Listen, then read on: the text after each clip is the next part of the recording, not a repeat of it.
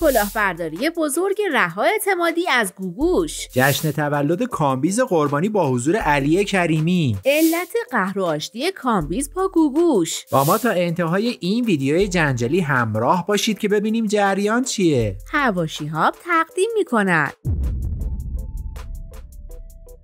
جدیداً خبرهای عجیب و غریبی درباره گوگوش شنیده میشه. چند روز پیش خبر رسید که گوگوش از رها اعتمادی جدا شده و حالا هم خبر جنجالی کلاهبرداری 11 میلیون دلاری رها اعتمادی از گوگوش لو رفته. از اون طرف هم عکس و فیلم‌های جدید گوگوش در جشن تولد مشترک کامبیز و علی کریمی. پشت پرده این ماجراها چیه؟ می‌خوایم تیکه‌های پازل رو کنار هم بذاریم و از حقایق پرده برداری کنیم. اما قبل از هر چیز تا یادتون نرفته ویدیو رو لایک کنید و برای دوستاتونم ارسال کنید که بیشتر دیده بشه. اگرم دوست داشتید کانال رو سابسکرایب کنید و محکم بکوبید رو زنگوله تا از ویدیوهای بعدی ما زودتر با خبر بشید. ماجرا از زمانی شروع شد که خانم گوگوش در بیانیه‌ای اعلام کرد به دلیل تغییرات اساسی در تیم مدیریت و ارکستر در حال حاضر اجرای کنسرتی نخواهم داشت. بعدش بلافاصله رها اعتمادی رو آنفالو کرد و خیلی سربسته از قطع ارتباطش با رها اعتمادی خبر داد. اما رها اعتمادی هیچ واکنشی نشون نداد و هنوزم گوگوش رو در اینستاگرام دنبال میکنه. این اقدام ناگهانی گوگوش و سکوت رها اعتمادی جنجال بزرگی بین هواداران دو طرف به پا کرد. اولین نکته‌ای که تایید میکنه بین گوگوش و رها اعتمادی اتفاقاتی افتاده عکس جدید گوگوش در کنار بهروز وثوقیه. انتشار همین یه دونه عکس خودش باعث ایجاد شایعاتی شد. عده‌ای گفتن گوگوش از رها اعتمادی طلاق گرفته و دوباره با بهروز وثوقی ازدواج کرده. اما عده دیگه هم میگفتن گوگوش با رها اعتمادی قطع همکاری کرده و قراره از این به بعد با بهروز وثوقی همکاری کنه. اما دومین نکته و مهمترینش آشتی کامبیز با مادرش بعد از چند سال دوری و عکس جدیدیه که منتشر کردن. همونطور که میدونید از زمانی که گوگوش با رها اعتمادی شروع به کار کرد رابطه کامبیز با مادرش شکراب شد، در حدی که گفته میشد گوگوش برای اینکه پسرش از خونش بیرون کنه برقو قطع کرده تا کامبیز مجبور بشه که خونه رو ترک کنه. راست و دروغ این شایعه معلوم نیست، اما چیزی که کاملا مشخصه اینه که کامبیز و گوگوش چندین سال با هم قهر بودن و با هم کدورت داشتن، ولی دقیقاً بعد از اینکه گوگوش از رها اعتمادی جدا شد کامبیز با مادرش آشتی کرد. همین دیروزم فیلم جشن تولد مشترک کامبیز و علی کریمی با حضور گوگوش منتشر شد. محمود قربانی هم قبلا در افشاگری جنجالی گفته بود رها اعتمادی با استفاده از پولایی که از کنار گوگوش به دست میاره تمام نزدیکان اونو کنار میزنه. رها ارتباط گوگوش با پسرش کامبیز هم به هم زده، حتی نمیذاره گوگوش با دوستان قدیمی و مدیر سابقش در ارتباط باشه، چون که رها میدونه اگه کسی به گوگوش نزدیک بشه از سوء استفاده های خودش و پدرش از گوگوش خبردار میشه و منافعش به خطر میفته و رابطش با گوگوش به هم میخوره. اما گوگوش زیر بار نمیرفت و توی همه مصاحبه ها میگفت که هیچ کدوم از این شایعات رو نشنیدم و تمام این اخبار در مورد من و رها اعتمادی دروغ و شایعه است. حتی